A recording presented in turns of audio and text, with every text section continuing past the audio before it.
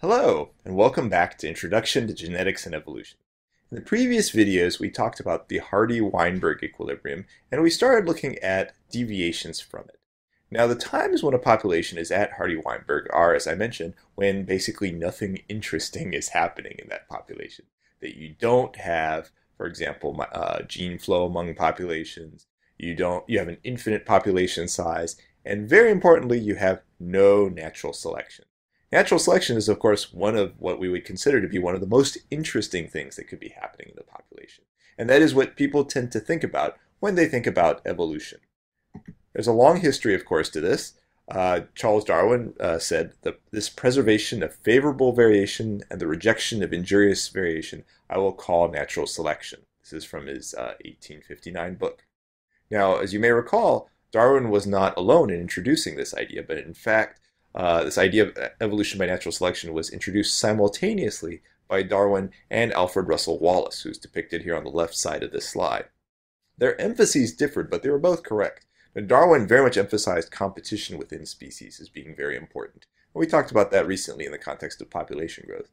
Wallace, in contrast, emphasized more environmental pressures. Both are true, but they're just different facets that are allowing for natural selection to happen. Now, at the very beginning of this course, I showed you this slide looking at, whether evolution by natural selection is just a theory. And this is the example I said. Let's imagine you're working with a population of squirrels, that you have type A that run randomly and type B that fear asphalt. And importantly now, we're adding that this is heritable. That basically type A squirrels have type A offspring, type B squirrels have type B offspring. If we start a population with 100 A's and 100 B's. We assume that on average, the A's have one offspring each, the B's have two offspring each, but then they themselves don't go to the next generation. We'll start with 100, 150% of them being B. The next generation, these 100 produce 100, because, again, they each produce one offspring. In contrast, the B's would have 200, right? Because each of these produces two offspring, and we're assuming the parents are not still around. So what fraction of the population is type B? Now it's at 66% B. We can iterate this over and over again. 100, 400, and now we're at 80% type B. And then finally 100, 800, and now we're at 89% type B. So we've had this change in the abundance of one type of squirrel in this example, these type B squirrels, over time. We've had this change in abundance over time. That is evolution. In this particular case, it is evolution by natural selection. The important thing is that evolution by natural selection is a mathematical inevitability. That there was nothing here that was expressing any sort of morality or immorality or anything like that, but it is just explaining what happens when you have three conditions met. These three requirements for evolution by natural selection are very simple. You have variation in traits. So in the previous example, that variation was illustrated as squirrels fearing asphalt versus running randomly. You can see the same sort of thing in this picture from the Freeman and Heron textbook with peppers that vary in how hot or spicy they are. There's heritability of traits. In the previous example, those type A squirrels had type A offspring. Type B squirrels that feared asphalt had type B offspring. Or in this case, the hot peppers have hot pepper kids. The not so hot peppers have not so hot pepper kids. And finally, that this trait, this variation affects survival or reproduction. In the previous example, it was you're more likely to reproduce more if you didn't die if you were type B. In this case, you're more likely to produce more if you're spicy because you're not being eaten up by mice. That is natural selection. There's nothing controversial about it. Now, there's at least two ways that this can be studied. You can look at natural selection by examining variation in quantitative traits. We'll come back to this near the end of this lecture. Or you can look at it looking at single loci, single places in the genome, like one gene, for example. Now, we already discussed the former a little bit in the context of heritability. Recall, heritability was this response over selection. And again, the genetic component there, how much of the variation is genetic, will dictate how much of a response you get to selection happening. And this response will often come from changing allele frequencies at many, many loci. Not at one locus, but at many loci. We depicted this in that example with height before. But you can actually study this looking at a single locus or a single gene. We'll come back to the phenotypes in a little while, but let's focus now at single gene selection. We'll do that both for this video and the subsequent video. So what does selection do to alleles at individual loci? Well, it affects the abundance of particular genotypes. So let's imagine this example here, which is described at the top, that we have three genotypes, big A, little a, and little a, little a. Now let's assume the little a ones are less healthy, or in the extreme case, that if you're little a, you're just instantly dead. Well, if you start the population and all three types are present, you see that the little a's are removed from the population, right? So you're affecting the frequency not only of the genotypes, not only are you limiting little a's, but in the example here, there will be fewer little a alleles remaining in the population. If you count the number of little a alleles here before and after selection, there is a difference. Now, very importantly, unlike a lot of the other things we've described, the dominance of the alleles, you recall we talked about dominance in our transmission genetics section way back. The dominance of the alleles matters for selection.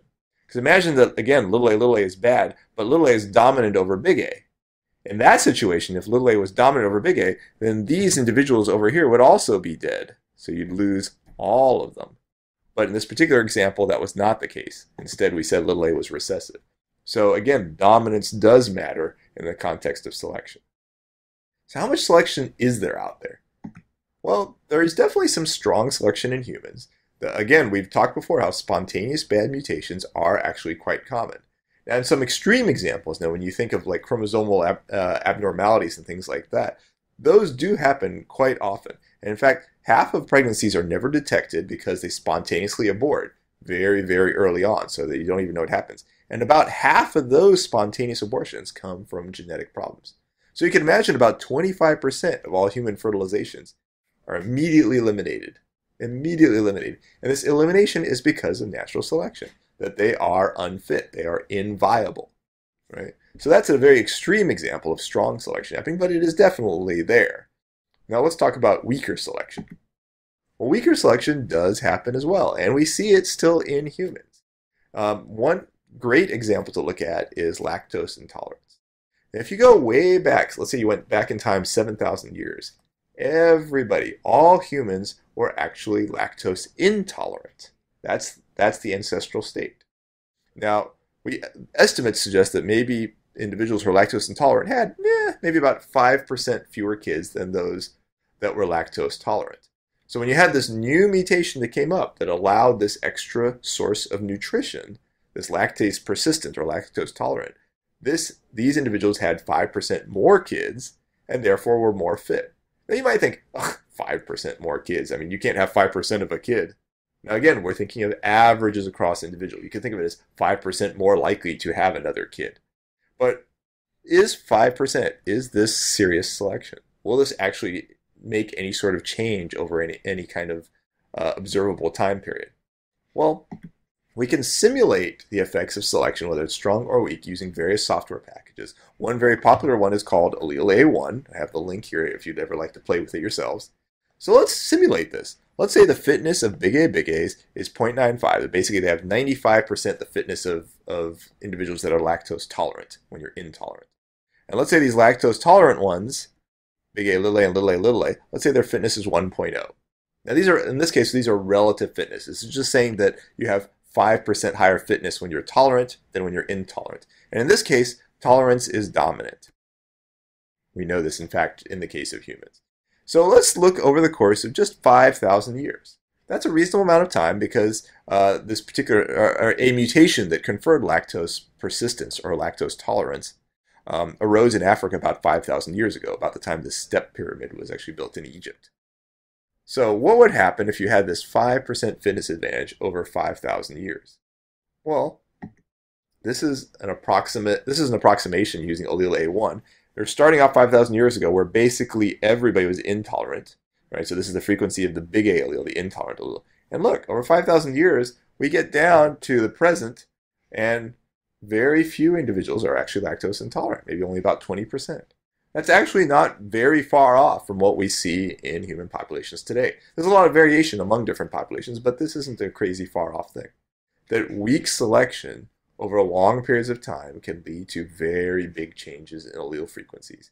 This was actually one of Darwin's insights, not specifically with respect to allele frequencies, but he suggested that weak selection over very long periods of time could create big changes in traits. Now, in doing this, we used this idea of relative fitness of genotypes. So we said that, the individuals who are big A, the ones who are lactose intolerant, right, they had a fitness of 0.95, whereas the others had 1.0, 1.0. So again, the big A had on average 5% fewer kids that were successful than big A, little a, or little a. Now again, just because something is selected against doesn't mean it's intrinsically bad. Obviously, as I note here, humans survived for a very long time as big A when we were lactose intolerant. And we all had kids. We didn't go extinct as a species. But this is just saying, on a relative scale, you're better off this way than that way. It doesn't mean that it's actually bad to have the other one, just not as good. Let me give you an analogy. This is a kind of silly musical analogy. You could think of a new mutation as a released cover of a previously released song. So an example we might use is the song I Love Rock and Roll, which is a very exciting song. There was an original of this introduced by the Arrows in 1975. Most of you who are watching this probably have never heard that version of this song. In contrast, Joan Jett did a version of this in 1982 that was extremely popular. Everybody knows it. So in this particular example, imagine the original song may have been popular or somewhat successful. The cover may be more successful, where it spreads and everyone forgets the original. Same sort of concept. In contrast, the cover may be less successful, such as Britney Spears, who released a terrible version of this particular song that hopefully people will forget soon. But in this case, people still tend to associate this song with Joan Jett rather than with Britney Spears. Well, it's the same sort of idea when you're looking at new mutations. That again, you have a new mutation in a gene that creates this new allele. It may be more successful than the previous one, even if the previous one was just perfectly well enough good. And then it would spread. Or it may be less successful, in which case it's just forgotten and eliminated. So let me give you an example just so you, again, don't think of ones that have a low relative fitness as bad. You can imagine big B genotypes produce on average 3.2 surviving offspring. Big B, little b produce on average 3.0, and little b produce on average 2.4. Well, all of these are producing more than 2 offspring. So again, you can potentially more than replace yourself, but in one case, you do so better than the others, such that when you're in competition, big Bs are the best. So the most fit genotype is big B, so we can call it 100% of the maximum, and that's why we say this relative fitness of it is 1.0. And the others then we express as a percentage of the maximum. So big B, little b would be 3.0 over the maximum, which is 3.2 or 0.94. Little b would 2.4 over 3.2, so it would be 0.75. So one of them is 6% less fit than big B. The other one is 25% less fit. This just gives you some way of thinking about relative fitness. Now, let's apply these sorts of things to Hardy-Weinberg. Well, what is the effect of Hardy-Weinberg? Well, let's use an extreme example. Let's say that little a individuals are perfectly fine as kids, but then at age 10, they all instantly die. They pop or something. It's kind of gruesome, but I'm sorry. So at age 8, let's say you had a population here with 490 big A's, 420 big A little a's, and 90 little a's. So is this population in Hardy-Weinberg? The answer is actually yes. If you want, you can try out the math as a good practice problem. This population is in fact at Hardy-Weinberg. So if we want to calculate this out, we can say the total number of individuals here, total number of individuals, which we'll call n, is equal to 1,000. Your allele frequencies, in this case, it would be, so 490 over 1,000. I'm sorry, these genotype frequencies. This would be equal to 0.49. This one over 1,000 would be equal to 0.42. This one over 1,000 would be equal to 0.09. Okay.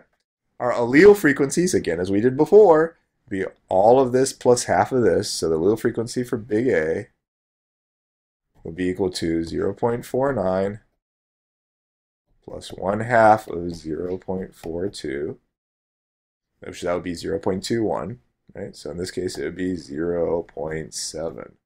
Presumably for little a, it would be 0.3. And this is at Hardy-Weinberg. So let's take that as for granted. Our frequency of big A is 0.7 to start with. Age 25, we've gone through that step where the little a individuals die. So now what happens? Well, we're no longer at Hardy-Weinberg because we know this was at Hardy-Weinberg and we know one set of genotypes has changed. So clearly we can't be at Hardy-Weinberg anymore. Now we can calculate the new allele frequencies, which we'll actually do that in the next slide. So you'll see that very shortly how you do it. But just briefly, big A would be 490 over 910, which is the total, plus 1/2 of 420 over 910. So it's now 0.769. So we actually have a change in allele frequency from 0.7 to 0.769. Big A is more abundant because we've lost some of the little a's. And we have this deviation from Hardy-Weinberg. Now, importantly, we've had a change both in the genotype frequencies and in the allele frequencies. So you see it in terms of the alleles here, and obviously in terms of genotypes, since we've eliminated a subset there. Now, are the little a's gone for good? And what happens next? So we've lost the little a's here. Are they gone for good? No. Well, let's look at what happens next. So these are the same individuals we saw last time, the 490, 420, and 0. So there's the total number we have is 910. So this is filling in the calculation I just did very briefly before. So 490 over 910 would be 0.538. This is your genotype frequency. This one's 0.462, which is your genotype frequency for big A, little a. Obviously, your genotype frequency for a little a would be 0 over 910, or 0. So these two add up to 1.0. For your allele frequencies, again, we take all of these plus half of these. So in this case, that's that 0.769 I showed you before, where it was 0.7 before. So this is that change due to selection from 0.7 to 0.769. For little a, all of the zeros plus half of 0.462, so we have 0.231. This is your frequency of little a. These are your allele frequencies now, and again, they add up to 1.0. So now what do? The next generation, if we assume random mating, assuming that like they're spewing out their gametes, these are the genotypes we get. This would be equal to 0.769 squared, so we'd have 0.591. This would be 2 times 0.769 times 0.231. Remember, it's 2pq. This one's p squared. And the last one is q squared. And look at that. We have brought back some little a's into the population. But we see they're less abundant than they were before. So we've had a change in the allele frequency of little a. Little a is now less abundant than it was. It went from a frequency of 0.3 to 0.23. But little a's are also less abundant than they were. And we've had change over time at a single gene as a result of selection, where one particular genotype it has a different fitness from the other two in this particular example. Now we'll talk about different forms of selection that can operate on single loci in the next video. Thank you.